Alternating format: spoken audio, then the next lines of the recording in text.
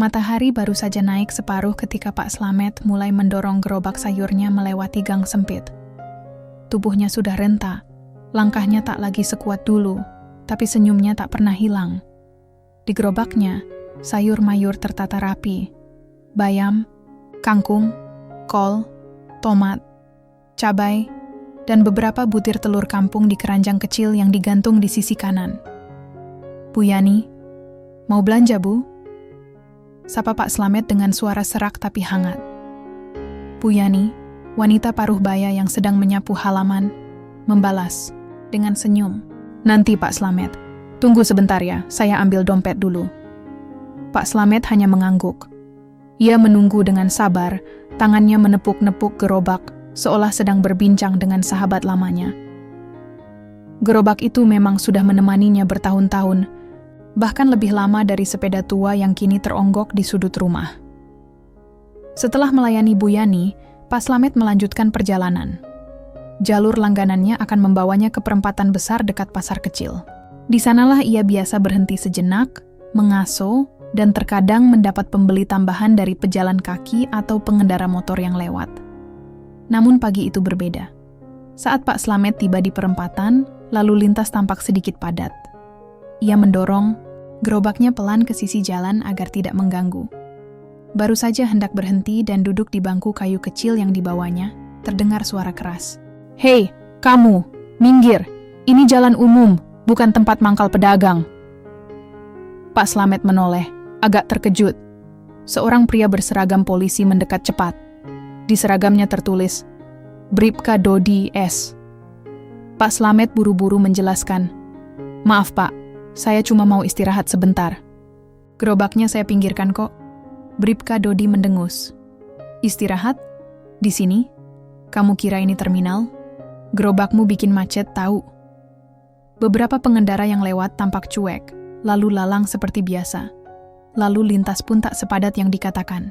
Tapi wajah Bribka Dodi sudah terlanjur merah. Ia berjalan cepat ke arah gerobak dan menendangnya dengan keras. Brak! Gerobak terguncang hebat. Sebagian sayur berjatuhan, keranjang telur terlempar ke aspal dan pecah. Pak Slamet terkejut, berusaha menahan gerobaknya agar tidak roboh. Tapi usianya tak lagi sanggup menandingi kekuatan sepasang sepatu laras. Ia kehilangan keseimbangan dan jatuh terduduk di pinggir trotoar, lututnya menghantam keras. Orang-orang mulai memperhatikan. Beberapa pedagang kaki lima dan pembeli pasar kecil menghentikan aktivitasnya. Keheningan sesaat pecah oleh suara tangisan kecil seorang anak yang menyaksikan kejadian dari pangkuan ibunya. "Pak! Astaga! Kenapa harus ditendang begitu?" teriak seorang ibu muda yang berdiri tak jauh dari situ. Bribka Dodi melirik sinis. "Urus urusanmu sendiri! Biarin! Bikin macet malah dimaklumi!" Di sudut gang, Bu Yani masih memegang kantong belanja. Ia berjalan cepat mendekat namun tak langsung membantu. Tangan kirinya merogoh tas dan mengaktifkan kamera ponsel secara diam-diam. Ia tahu siapa Bribka Dodi. Bukan sekali ini ia melihat pria itu bertindak kasar, tapi baru kali ini korbannya seseorang yang ia kenal dekat, Pak Slamet, lelaki jujur, yang setiap pagi menyapanya lebih dulu dari matahari. Pak Slamet duduk diam. Wajahnya menahan nyeri. Ia tidak menangis, tidak juga marah. Tapi matanya memandang ke tanah dengan dalam, seperti menyimpan sesuatu yang tak bisa ia ucapkan. "Maaf, Pak. Saya beneran gak mau ganggu. Saya cuma..." Gumamnya pelan, hampir tak terdengar. Bribka Dodi tidak menggubris. Ia sudah berjalan pergi, membenarkan kerah seragamnya, dan bersiul kecil seperti tidak terjadi apa-apa. Suara peluitnya terdengar nyaring, membelah panas siang yang mulai menyengat. Bu Yani segera menghampiri Pak Slamet dan membantunya berdiri. "Pak Slamet." "Ayo saya bantu, luka nggak Pak?" "Sedikit Bu, cuma terantuk saja," jawab Pak Slamet, mencoba tersenyum meski wajahnya pucat. Sayur yang berceceran mulai dipungut oleh beberapa orang. Seorang pemuda membantu memperbaiki posisi gerobak. Bau telur pecah menyengat, tapi tak ada yang mengeluh. Semua sibuk menenangkan dan membantu. Bu Yani menatap layar ponselnya. Rekamannya cukup jelas. Ia tidak tahu akan digunakan untuk apa nanti, tapi perasaan di dadanya seperti bara. Marah, gemas, tapi juga takut. Ia tahu, bukan hal mudah melawan seragam. Pak Slamet berdiri dengan kaki agak gemetar. Maaf semua, saya bikin repot. Tidak, Pak. Justru kita semua yang salah kalau diam saja, jawab seorang bapak tua sambil memungut kangkung dari aspal. Matahari makin tinggi. Perempatan kembali sibuk. Tapi bagi Pak Slamet, pagi itu adalah sesuatu yang tak akan ia lupakan. Bukan karena rasa sakit di lututnya, melainkan karena rasa hina yang disisakan oleh tendangan sepatu laras. Bukan pada tubuh, melainkan pada martabat. Pagi itu, media sosial dibanjiri satu video berdurasi 2 menit 20 detik. Judul unggahannya mencolok. Kakek tukang sayur ditendang polisi di perempatan pasar. Wajah Pak Slamet yang jatuh tersungkur, suara gerobaknya terbalik, dan teriakan warga yang marah, semua terekam jelas. Di ujung video, terdengar bisikan seorang perempuan. Kasihan Pak Slamet, dia nggak pernah bikin masalah. Rekaman itu disebar pertama kali oleh akun anonim. Namun dalam waktu kurang dari 5 jam, video tersebut telah mencapai ribuan retweet, ribuan komentar, dan dibagikan ke berbagai platform, Instagram, Facebook, bahkan WhatsApp grup warga kota. Komentar. Netizen pun mengalir deras. Kenapa harus sekasar itu sama orang tua? Pak Slamet nggak salah, itu polisi yang kelewatan. Tak korban, semoga ada keadilan. Tolong viralkan, jangan sampai tenggelam. Beberapa akun aktivis mulai mengangkat kasus itu. Tagar Muon, keadilan untuk Pak Slamet. Mulai ramai, beberapa media lokal ikut memberitakan. Wawancara singkat dengan warga di lokasi mulai beredar.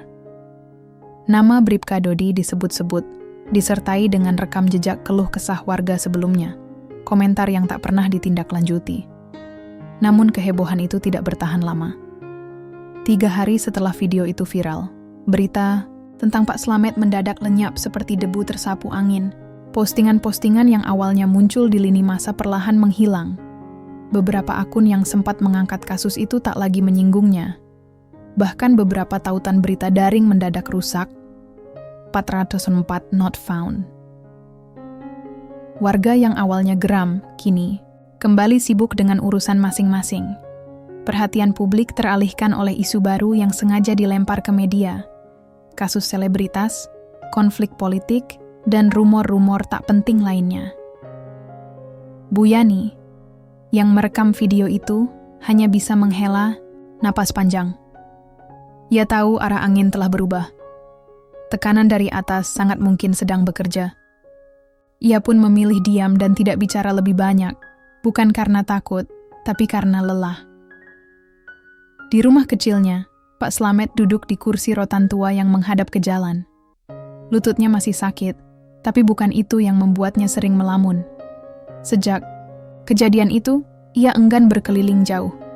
Gerobaknya kini hanya berhenti di 2-3 gang sekitar rumah. Ia tak lagi lewat perempatan pasar. Trauma itu masih segar. Rasa malu dan luka batin lebih sulit diobati daripada lecet di lutut. Beberapa tetangga sempat menyarankan agar ia melapor. Tapi Pak Slamet hanya menggeleng. Buat apa, Bu? Nanti yang repot malah saya sendiri. Biarlah, saya juga sudah tua. Pak Slamet, bukan soal dendam. Ini soal keadilan, kata Bu Yani pelan suatu malam. Pak Slamet menatap langit-langit rumah. Saya cuma pengen hidup tenang, Bu Yani. Kalau ribut, nanti malah keluarga saya sedih. Ia tak menyebut nama siapa-siapa, tapi pikirannya melayang pada Dimas, anak satu-satunya yang kini tinggal di luar kota. Sudah beberapa bulan Dimas tidak pulang, sibuk dengan pekerjaannya sebagai pengacara. Pak Slamet memang jarang mengeluh kepada anaknya. Dalam setiap telepon, ia selalu berkata bahwa semua baik-baik saja, padahal seringkali kenyataan berkata sebaliknya. Namun, kali ini, kebenaran tak bisa ia sembunyikan. Di sebuah kota yang berjarak ratusan kilometer, Dimas baru saja selesai menangani kasus hukum pro bono untuk seorang ibu tunggal. Ia duduk di warung kopi sambil membuka Twitter, sekadar melepas penat. Tangannya menggulir layar ponsel tanpa ekspresi, hingga sebuah video dengan thumbnail familiar muncul. Ia membuka video itu. Detik demi detik, matanya membelalak. Tangannya menggenggam ponsel lebih erat. Di layar, sosok tua yang jatuh tersungkur. Setelah ditendang seorang polisi ternyata bukan orang asing. Itu ayahnya, Pak Slamet. Dimas tak bersuara. Jantungnya berdebar. Napasnya naik turun. Ia ulang video itu beberapa kali, memastikan bahwa ia tidak salah lihat. Gerobak sayur itu, baju lusuh ayahnya, bahkan suara lirih memohon maaf. Semuanya ia kenal. Kopi di hadapannya dibiarkan dingin. Dimas segera membuka browser, mencari berita terkait. Ia menemukan beberapa artikel, tapi mayoritas telah dihapus atau dialihkan. Ia buka media sosial, mencoba menelusuri akun-akun yang sempat membagikannya. Banyak yang tidak lagi membahasnya. Ia menelepon ayahnya. "Assalamualaikum ya." Suaranya berat, tertahan. "Waalaikumsalam Mas Dimas." "Sehat, nak?" Pak Slamet menjawab, seperti biasa dengan suara yang selalu ingin terdengar kuat. "Ayah, aku lihat videonya. Yang di pasar. Itu beneran ayah, kan?" "Henning." Tak ada jawaban selama beberapa detik. Hanya suara napas yang terdengar pelan. "Iya, Mas. Tapi udah selesai. Ayah baik-baik aja. Cuman salah paham kecil, yang nendang ayah itu polisi, ya. Dan bukan cuma salah paham, itu penganiayaan." Pak Slamet menghela napas. "Udahlah, Mas. Nggak usah diperpanjang. Ayah nggak mau kamu repot. Ayah udah tua, bukan orang penting. Nanti kamu capek sendiri ngurus beginian." Dimas mengepalkan tangan. Ia menatap layar ponsel seolah sedang menatap wajah ayahnya secara langsung. Justru karena ayah bukan orang penting, kita nggak boleh diam. Kalau semua orang kayak ayah diem aja, orang-orang jahat itu bakal terus nindas yang lemah. Dan, ayah bukan orang kecil buat aku. Ayah segalanya. Kembali Henning. Mas, jangan sampai kamu terbakar marah. Ayah ikhlas. Sudah lewat. Dimas mengusap wajahnya. Ia tahu ayahnya tulus, tapi ia juga tahu itu bukan alasan untuk membiarkan ketidakadilan. Kalau ayah nggak mau ngelapor nggak apa-apa, tapi izinkan aku cari tahu siapa dia dan kenapa bisa semudah itu nyakiti orang yang paling aku hormati. Pak Slamet tidak langsung menjawab. Di ujung sana, ia menatap jendela. Hujan tipis turun, dan entah kenapa ia merasa tidak lagi sendirian memikul luka yang ia pendam. "Baiklah, Mas. Tapi hati-hati ya. Jangan lawan dengan amarah. Kalau mau bantu ayah, bantu pakai cara yang benar." Dimas menutup telepon, matanya masih merah. Dalam hatinya, ia tahu perjalanan menuju keadilan belum dimulai. Tapi satu hal sudah pasti, ia tidak akan tinggal diam. Hari belum benar-benar terang saat Dimas sampai di halaman rumah kecil yang telah ia tinggalkan hampir setahun. Udara kampung masih lembab, bau tanah basah selepas hujan semalam menyeruak menyambutnya. Ia turun dari mobil sewaan, membawa hanya satu ransel dan satu niat bulat dalam hati, menuntaskan apa yang sudah dimulai secara tak sengaja lewat sebuah video viral. Pintu rumah terbuka pelan. Pak Slamet muncul, mengenakan kaos oblong dan sarung yang dililit asal-asalan. Usia memang tak menunggu. Garis di wajahnya semakin dalam, langkahnya lebih lambat dari terakhir kali Dimas melihatnya. Namun senyum yang tersungging itu masih sama. Tenang, hangat, dan bersahaja. "Mas Dimas," sapa Pak Slamet lirih, seolah tak percaya anaknya benar-benar berdiri di ambang pintu. "Assalamualaikum ya." Dimas memeluk ayahnya erat. "Waalaikumsalam.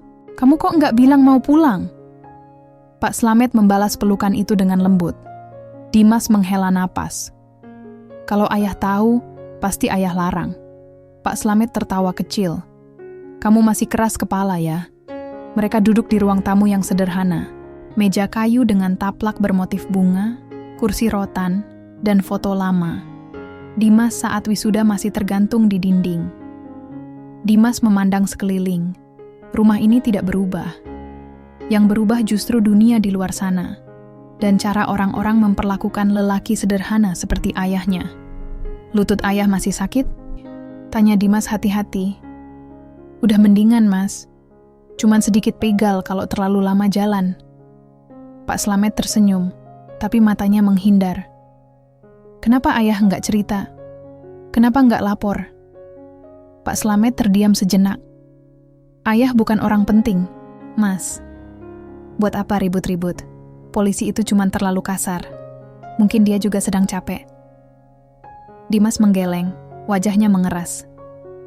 Tidak ada alasan capek yang membenarkan menendang orang tua di tengah jalan. Apalagi saat ayah nggak salah apa-apa.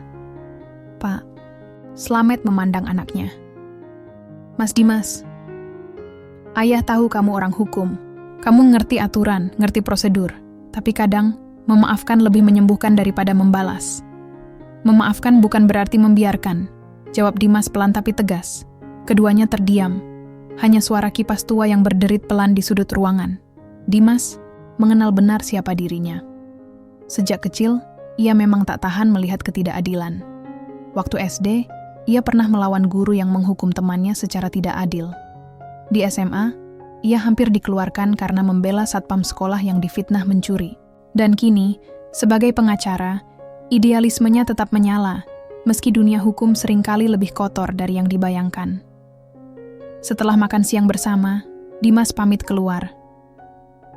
Ayah, saya mau jalan sebentar. Mau lihat kampung. Pak Slamet mengangguk, tak bertanya. Dalam hati, ia tahu anaknya tak hanya ingin melihat kampung. Dimas berjalan ke pasar. Beberapa orang menyapanya, beberapa hanya menatap penasaran. Ia menyempatkan diri berbincang dengan Bu Yani. Bu Yani, terima kasih. Saya tahu ibu yang rekam videonya. Bu Yani terlihat gugup. Saya cuma spontan, Mas. Nggak tahan, lihat Pak Slamet diperlakukan seperti itu. Ibu nggak salah. Video itu bisa jadi awal keadilan.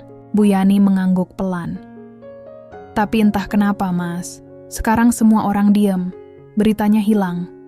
Kayak ada yang sengaja nutupin. Dimas mencatat dalam hati.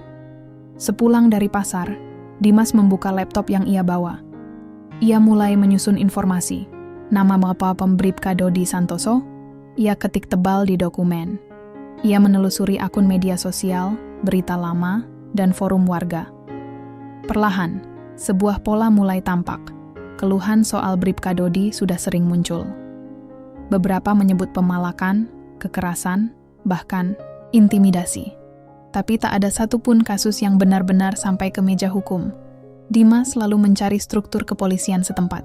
Ia menelusuri siapa atasan langsung Dodi, siapa kapolseknya, siapa yang biasa menangani keluhan masyarakat. Dalam dokumennya, Dimas menyusun jaringan nama dan jabatan. Ia tahu, jika ingin membongkar sistem yang melindungi pelaku, ia tak bisa hanya menyerang satu orang. Malam itu, ia duduk di halaman rumah. Angin malam membelai pelan wajahnya. Di dalam rumah, Pak Slamet sudah tidur. Dimas menatap bintang, mengenang masa kecilnya. Ia ingat ayahnya yang selalu bangun sebelum azan subuh, mempersiapkan sayur-sayuran dari langganan di kampung sebelah.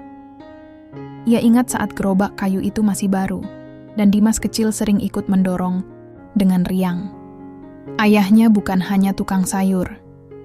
Ia adalah lambang ketekunan, kejujuran, dan harga diri yang tak bisa dibeli. Orang seperti ayah nggak pantas ditendang hanya karena jadi rakyat kecil, gumam Dimas pada dirinya sendiri. Esok, harinya Dimas mengunjungi kantor polisi sektor setempat. Ia datang sebagai warga biasa, menyapa sopan, dan berpura-pura bertanya soal prosedur pelaporan tindak kekerasan. Petugas resepsionis menjawab dengan singkat. Kalau pelapor korban langsung, silakan datang bawa bukti dan saksi. Tapi kalau sudah, lewat dari seminggu, biasanya susah diproses. Bagaimana kalau korbannya tidak berani melapor karena takut? Tanya Dimas. Petugas hanya tersenyum datar. Itu urusan pribadi, Pak. Keluar dari kantor itu, Dimas semakin yakin. Ada sesuatu yang tidak beres. Ia tahu langkahnya tak bisa sembrono. Jika ia ingin membawa kasus ini ke permukaan lagi, ia harus kuat, rapi, dan hati-hati. Dimas kembali ke rumah dengan rencana yang mulai terbentuk. Ia tahu satu hal pasti. Ia bukan lagi sekadar anak seorang tukang sayur. Ia adalah pengacara. dan ia akan gunakan setiap pengetahuan dan jaringan yang ia punya untuk memastikan bahwa sepatu laras itu tidak bisa seenaknya menginjak harga diri orang yang paling ia cintai. Dimas duduk di meja makan rumah ayahnya dengan laptop terbuka, kertas-kertas berserakan, dan segelas kopi yang dingin tak tersentuh. Pagi itu sunyi. Hanya suara ayam tetangga dan derit kipas tua yang menemani. Ia sudah 3 hari berada di kampung, dan selama itu pula ia menggali informasi tentang Bribka Dodi Santoso. Apa yang ia temukan bukan sekadar pelanggaran 1-2 kali, tetapi jejak panjang penyalahgunaan kekuasaan yang ditutupi secara sistematis. Ia mulai dari pengaduan warga di forum lokal. Beberapa keluhan tampak sepele, seperti pemalakan berkedok tilang. Namun ada juga yang lebih serius. Laporan tentang intimidasi terhadap pedagang kecil yang menolak setoran keamanan, kekerasan saat razia malam, bahkan dugaan manipulasi barang bukti. Semua itu belum pernah menyentuh meja sidang disiplin. Dimas mencatat semua nama yang muncul. Warga yang bersuara, meskipun pakai nama samaran, tetap bisa ditelusuri lewat akun media sosial atau jejak digital lainnya. Ia menyusun daftar dan mulai menghubungi satu persatu. Beberapa menolak berbicara, trauma dan takut. Tapi sebagian lagi justru lega ada yang mendengar. Salah satunya adalah Pak Joni, tukang parkir di dekat pasar. Mas Dimas ya? Saya tahu kejadian Bapak sampeyan. Saya juga pernah, Mas. Waktu itu saya dituduh ngatur parkir tanpa izin. Padahal cuma bantu pengunjung cari tempat kosong. Tiba-tiba saya dibentak, dipukul helm. Saya lapor? Nggak berani, Mas. Saya punya anak kecil. Dimas merekam percakapan itu dengan izin. Suaranya gemetar, tapi kata-katanya jujur. Ia juga bertemu Tini, penjual gorengan yang lapaknya pernah disuruh bongkar paksa oleh Dodi. Padahal saya udah bayar retribusi, Mas. Tapi dia bilang saya mengganggu jalan. Barang saya ditendang, minyak panas tumpah. Saya cuma bisa nangis. Mata Dimas memanas mendengar setiap testimoni. Luka yang ditinggalkan Bribka Dodi bukan hanya fisik, tapi juga pada martabat, pada rasa aman warga yang tak punya kuasa. Semakin ia gali, semakin nyata pola kekerasan yang dibungkus seragam itu. Sore harinya, Dimas kembali ke rumah dan mendapati Bu Yani sudah duduk di ruang tamu. Ia membawa ponsel dan satu flash disk. Mas Dimas, ini saya kasih rekaman yang lengkap. Yang diunggah ke internet cuma bagian akhirnya. Tapi saya rekam dari awal, termasuk waktu Pak Slamet dituduh sampai ditendang. Dimas menerimanya dengan hati-hati. Terima kasih banyak, Bu. Ini bisa jadi kunci. Bu Yani menatapnya dalam. Tapi hati-hati ya, Mas. Saya nggak takut, tapi saya juga nggak naif. Kadang keadilan itu digilas oleh yang punya kuasa. Dimas mengangguk. Saya paham, Bu. Justru karena itu saya nggak mau diam. Malam itu Dimas menonton ulang video rekaman Bu Yani. Kali ini dengan lebih teliti. Ia memperlambat bagian ketika Bribka Dodi menendang gerobak dan memperbesar suara. Ia mencatat waktu kejadian, ekspresi, dan bahkan nada suara yang bisa menunjukkan emosi tak terkendali. Setelah itu, ia mulai menyusun laporan investigasi pribadi. Ia tahu ini belum resmi, tapi semua data ini bisa menjadi dasar yang kuat. Dimas adalah pengacara, dan ia tahu hukum bergerak lambat jika tak didorong bukti yang jelas dan tekanan publik. Langkah berikutnya, menghubungi pihak luar. Pagi berikutnya, ia mengirim email ke 3 media nasional yang punya reputasi baik. Dalam surat pengantarnya, ia menyertakan profil singkat, bukti-bukti pendukung, serta permohonan agar kasus ini diangkat kembali karena sudah dibungkam sebelumnya. Ia juga mengontak 2 LSM yang fokus pada advokasi korban kekerasan aparat dan 1 staf hukum dari Komnas HAM yang dulu pernah menjadi mentornya. Respon pertama datang dari salah satu jurnalis investigasi. Mas Dimas, ini kasus serius, tapi kami butuh verifikasi. Bisa kirimkan kronologi dan kontak saksi yang bersedia diwawancara? Dimas menjawab dengan cepat, mengirimkan detail yang dibutuhkan. Dalam waktu 2 hari, tim media itu menyatakan siap turun ke lapangan. Mereka akan datang diam-diam, menghindari gangguan dari pihak kepolisian setempat. Sementara itu, LSM yang dihubungi Dimas juga memberikan tanggapan positif. Kami pernah menangani kasus serupa. Kalau bisa, Mas Dimas dan para saksi kami fasilitasi untuk bicara di forum terbuka nanti. Tapi tetap, keselamatan prioritas. Dimas mulai merasa beban ini tidak lagi ia pikul sendirian. Ia bukan hanya anak dari seorang tukang sayur yang ditendang aparat, tapi bagian dari masyarakat sipil yang sadar hukum dan menolak diam saat ketidakadilan merajalela. Namun, ia juga tahu, semakin banyak cahaya ditunjukkan ke arah gelap, semakin besar bayangan yang akan muncul. Dan itu bukan metafora. Malamnya, ketika ia keluar rumah untuk membeli kebutuhan kecil di warung ujung jalan, ia merasa ada yang mengikutinya. Langkah sepatu berat, napas tertahan, tapi ketika ia menoleh, tak ada siapa-siapa. Ia memutuskan pulang cepat, berjaga-jaga. Setibanya di rumah, ia mengunci pintu dan menuliskan satu catatan penting di jurnal pribadinya. Jika sesuatu terjadi padaku, semua data sudah saya backup di 3 tempat berbeda. Jangan biarkan semua ini hilang begitu saja. Ia bukan paranoid. Ia hanya tahu bagaimana hukum bisa dilumpuhkan oleh tangan-tangan kotor yang tak ingin dibongkar. Tapi ia tak gentar. Dimas bukan orang yang mencari perhatian. Ia mencari keadilan. Dan itu berarti harus berani berdiri di tempat yang sepi. Tempat di mana suara rakyat kecil nyaris tak terdengar. Di kamar sebelah, Pak Slamet sudah terlelap. Wajahnya damai. Dimas memandangnya lama. Tenang ya, gumamnya, pelan. Bukan karena dendam, tapi karena ayah berhak dihormati. Pagi itu, Dimas mengenakan kemeja putih lengan panjang dan celana bahan abu-abu. Rapi, sederhana, tapi tegas. Di tangannya, sebuah map coklat berisi dokumen yang telah ia kumpulkan dengan susah payah selama 2 minggu terakhir. Rekaman, testimoni, daftar laporan warga yang tak pernah ditindaklanjuti, dan kronologi lengkap insiden yang menimpa ayahnya. Tujuannya hari itu jelas. Ia akan mengajukan laporan resmi ke Divisi Propam. Bertempat di kantor Polda terdekat, ia duduk di ruang tunggu dengan wajah tenang tapi mata yang tajam. Ia bukan datang sebagai pengacara, bukan pula sebagai provokator. Ia datang sebagai warga negara yang menuntut pertanggungjawaban atas tindakan semena-mena seorang aparat. Petugas Propam menerima laporannya dengan serius. Mungkin karena dokumen yang ia bawa terlampau rapi dan menyeluruh untuk dianggap sebagai keluhan biasa. Atau mungkin karena tekanan publik yang mulai kembali membara. Sebab 2 hari sebelumnya, media nasional mulai kembali mengangkat kasus ini. Artikel panjang dengan judul "Tendangan yang Mengguncang Hati Nurani, Kisah Pak Slamet dan Sepatu Kekuasaan." Tayang di halaman depan situs berita utama.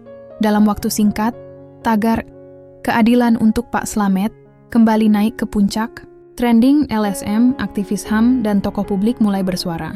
Kasus ini menjadi simbol dari persoalan yang lebih besar. Penyalahgunaan wewenang oleh aparat yang sering tak tersentuh hukum. Namun di balik meningkatnya dukungan, bahaya juga semakin dekat. Pada malam setelah laporan diserahkan, Dimas mendapat pesan singkat dari nomor tak dikenal. Ada yang ingin bicara. Datanglah ke kafe di dekat lapangan pukul 8 malam. Sendiri. Dimas curiga, tapi tetap datang. Dengan rekaman suara aktif di ponselnya, dan satu teman wartawan yang mengawasi dari kejauhan. Di pojok kafe yang remang, duduk seorang pria berambut, sisir klimis, tubuh tambun, mengenakan batik mahal. Namanya Kombes Hendra, salah satu pejabat tinggi di struktur Polda wilayah itu. Orang yang selama ini diketahui membackup Bribka Dodi, secara langsung maupun tak langsung. Mas Dimas, sapa Hendra dengan senyum yang terlalu manis. Saya dengar Anda anak dari Pak Slamet. Dimas hanya mengangguk. Matanya tak lepas dari wajah pria itu. Pertama-tama, izinkan saya menyampaikan simpati. Kejadian itu, ya, agak disayangkan. Tapi sekarang sudah jadi konsumsi publik. Kami semua merasa tidak nyaman. Yang tidak nyaman mestinya ayah saya, bukan Anda, jawab Dimas datar. Kombes Hendra tertawa kecil. Langsung ya? Baiklah. Saya datang bukan untuk membela siapapun, tapi bagaimana kalau kasus ini kita selesaikan secara kekeluargaan? Anda orang hukum. Anda pasti tahu, kalau ini dibawa terlalu jauh, bisa banyak pihak yang dirugikan. Termasuk karier Anda sendiri. Dimas menaikkan alis. Karier saya? Kami tahu Anda masih punya kontrak kerja di firma hukum di Jakarta. Masih butuh reputasi bersih, bukan? Kalau nama Anda mulai dikaitkan dengan gerakan LSM dan aktivis, bisa runyam nanti. Dimas tertawa pelan, dingin. Jadi Anda mau menyuap saya? Bukan menyuap, mengajak bicara. Kita bisa fasilitasi ayah Anda, bantuan usaha, modal, bahkan pelayanan kesehatan. Selesaikan dengan damai. Tidak perlu memprovokasi media. Tidak perlu melibatkan Komnas HAM. Dimas bersandar, lalu berkata pelan. Terima kasih, Pak. Tapi saya lebih suka bantu ayah dengan keadilan, bukan sogokan. Kombes Hendra mendadak diam. Senyumnya memudar. Ia meneguk kopinya cepat, lalu berdiri dengan pelan. Baiklah, tapi ingat Mas, semakin tinggi pohon, semakin kencang angin. Hati-hati jangan sampai patah. Dimas tidak gentar.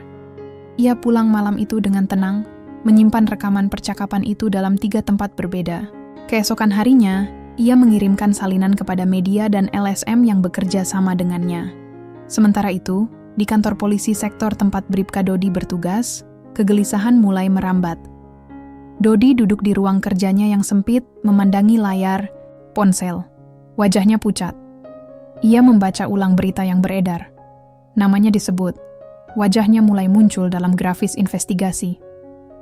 Ia tahu, kali ini tak bisa berlindung seperti dulu. Kali ini bukan hanya warga pasar atau tukang parkir yang melapor. Kali ini anak seorang tukang sayur adalah seorang pengacara dengan jejaring media dan LSM yang kuat. Ia menyalakan rokok. Tangannya gemetar. Ia menghubungi seseorang, mungkin Hendra. Tapi tak dijawab. Ia coba lagi. Masih nihil. Brengsek. Gumamnya pelan.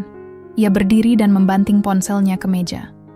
Seorang rekan polisi masuk, wajahnya canggung. Dod, katanya kamu dipanggil ke Propam minggu depan. Mereka minta klarifikasi soal laporan. Gila ini. Dodi meludah ke lantai. Gara-gara orang tua miskin itu, rekannya tidak menjawab. Semua di kantor mulai menjauh darinya. Satu persatu yang dulu membela, kini menatapnya seperti penyakit menular. Perlahan tapi pasti, Bribka Dodi tahu. Posisinya tidak lagi aman. Di gate rumah, Pak Slamet belum tahu semuanya. Ia hanya melihat anaknya sering keluar masuk, membawa berkas, menerima telepon, kadang terlihat tegang. Ia beberapa kali mencoba bertanya, tapi Dimas selalu menjawab pendek, menenangkan. Namun malam itu, Dimas duduk di depan ayahnya, memegang tangan tuanya. Yah, kalau nanti ayah lihat berita soal saya, jangan kaget. Saya memang sedang usahakan sesuatu.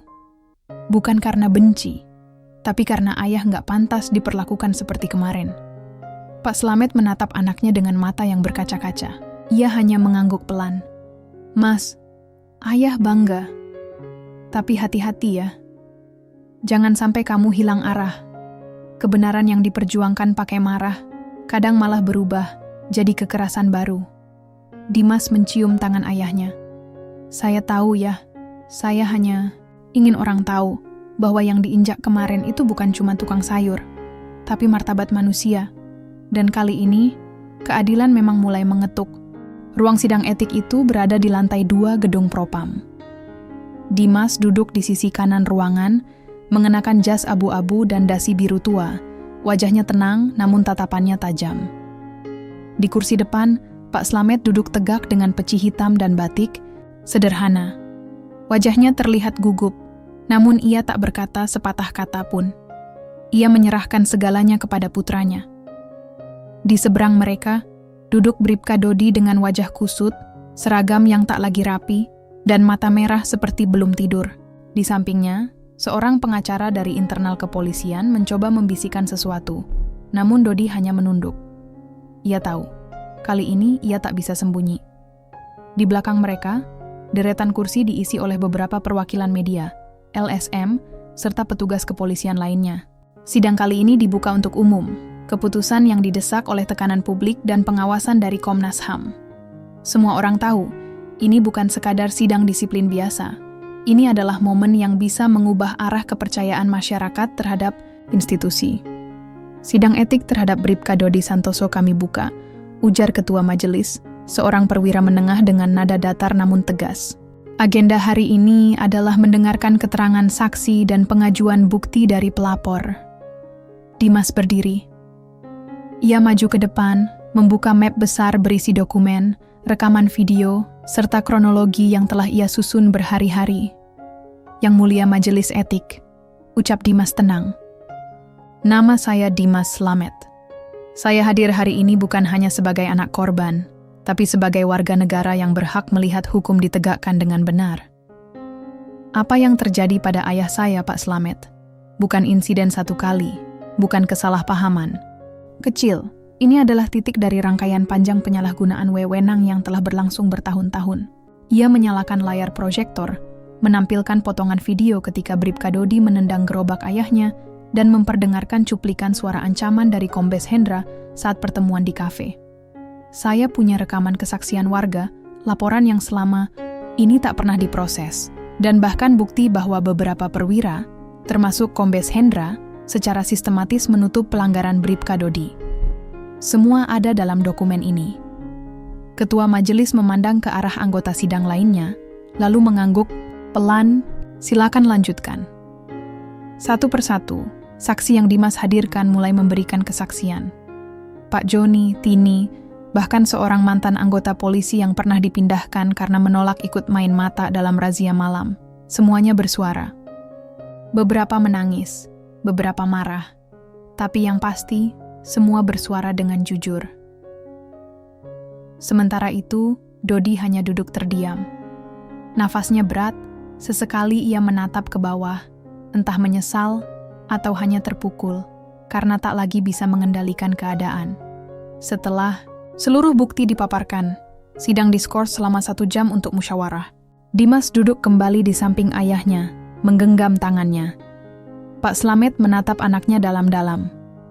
Kamu luar biasa, Mas, bisiknya pelan. Dimas menggeleng. Ayah cuma korban dari sistem yang sakit. Saya cuma bantu membuka matanya. 1 jam kemudian, sidang kembali dibuka. Ketua majelis berdiri, wajahnya serius, suara lantang menggema di ruangan yang kini begitu hening. Setelah mempertimbangkan semua bukti, mendengarkan keterangan saksi, dan mengkaji ulang jejak pelanggaran terdahulu, Majelis Etik menyatakan Bribka Dodi Santoso bersalah atas pelanggaran kode etik berat berupa penyalahgunaan wewenang, kekerasan fisik terhadap warga sipil, dan pencemaran nama baik institusi. Beberapa orang menahan napas. Dengan ini, Bribka Dodi Santoso dikopot dari jabatan dan dinonaktifkan dari dinas kepolisian secara tidak hormat. Terdengar gumaman dari penonton di belakang. Beberapa wartawan langsung mencatat cepat. Dodi menunduk dalam, bahunya jatuh. Dan untuk pertama kalinya sejak sidang dimulai, ia tampak rapuh. Tak ada lagi kesombongan. Hanya sisa-sisa dari rasa takut yang selama ini ia tebarkan ke banyak orang. Namun keputusan majelis tak berhenti di situ. Majelis juga akan merekomendasikan pemeriksaan terhadap atasan-atasan Bribka Dodi yang diduga mengetahui, namun tidak menindak pelanggaran-pelanggaran terdahulu, termasuk Kombes Hendra dan 2 perwira pengawas. Kali ini, ruangan benar-benar riuh. Ini bukan hanya pemecatan, ini adalah pembongkaran jaringan. Beberapa hari kemudian, Dimas mendapat panggilan dari salah satu perwira di Polda. Ia diminta datang untuk berbicara secara pribadi. Mas Dimas, ujar pria berpangkat AKBP itu di ruang kerjanya.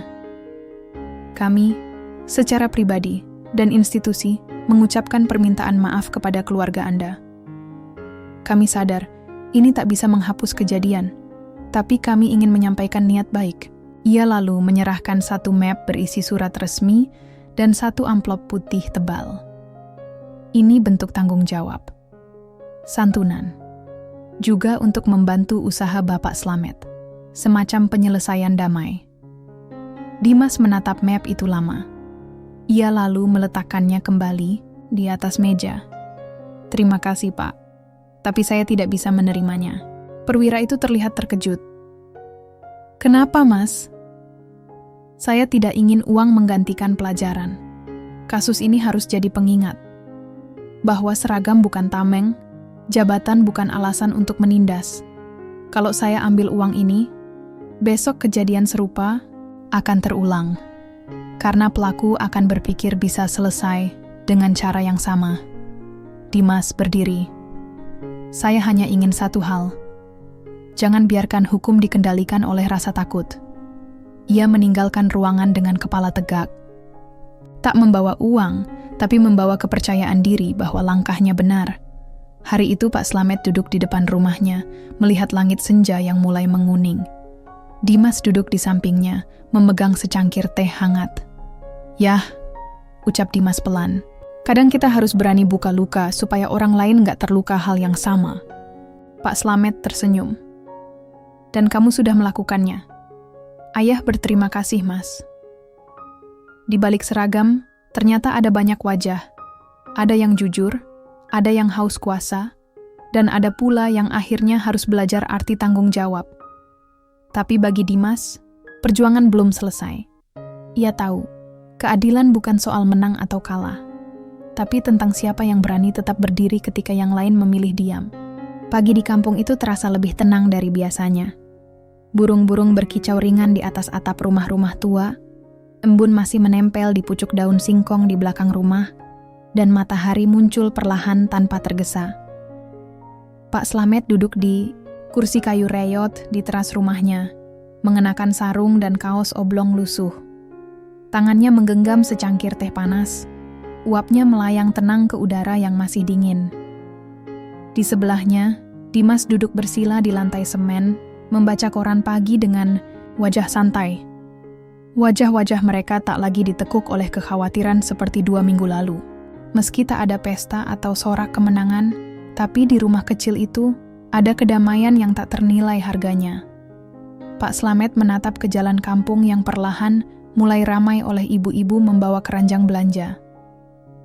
Dulu, ayah kira hidup ini cukup asal kerja keras, jujur, dan nggak ganggu orang, ucapnya lirih menatap cangkir di tangannya. Ternyata meski kita udah jujur, ada juga yang bisa datang dan injak seenaknya.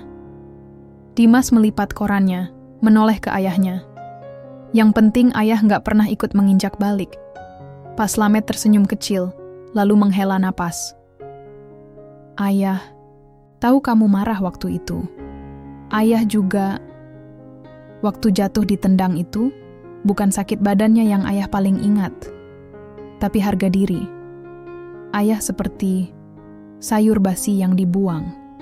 Dimas tak langsung menjawab. Ia memandangi jemari ayahnya yang kasar, mengingat tiap pagi yang ia saksikan sejak kecil. Saat ayahnya mendorong gerobak sayur sambil mengelap peluh dengan handuk kecil di pundaknya. Semua itu tak layak dibalas dengan sepatu laras dan amarah. "Ayah, tahu Mas," lanjut Pak Slamet. "Kamu bisa saja balas dendam. Bisa bikin ramai. Tapi kamu pilih cara yang paling berat. Nggak pakai kekerasan, nggak teriak-teriak. Cuma pakai kepala dingin dan hati yang tetap lurus."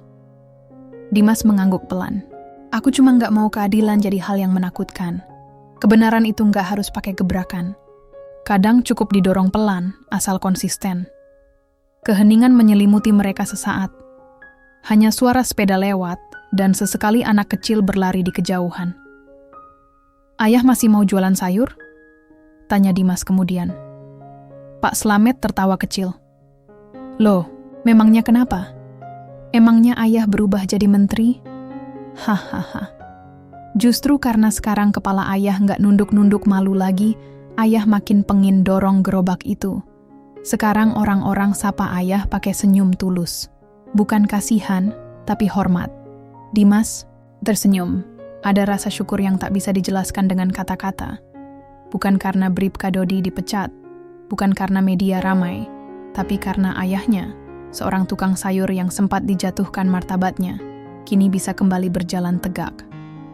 Di tempat Lain jauh dari kampung itu, sebuah layar televisi kecil menayangkan ulang berita sidang etik beberapa hari lalu. Wajah Bribka Dodi terpampang jelas, bersama suara pembaca berita yang menyampaikan bahwa ia telah resmi diberhentikan dari kepolisian dan sedang menunggu penyelidikan lanjutan atas dugaan kasus lain. Di depan televisi itu, Dodi duduk sendiri di sebuah kamar sempit yang redup. Kemejanya kusut, rambut tak disisir, dan mata sembab. Tak ada lagi pangkat, tak ada lagi sorotan hormat. Yang tersisa hanya bayangan dirinya sendiri, dan penyesalan yang menyesakkan dada. Ia menatap layar itu lama, hingga wajah Pak Slamet muncul dalam cuplikan berita saat berjalan keluar dari sidang bersama Dimas. Wajah yang dulu ia rendahkan, kini muncul di televisi sebagai simbol keteguhan dan ketenangan yang memenangkan keadilan. Dodi mengalihkan pandangan. Ia menyentuh keningnya, lalu menatap tangannya. Tangannya yang dulu ringan memukul, kini terasa hampa.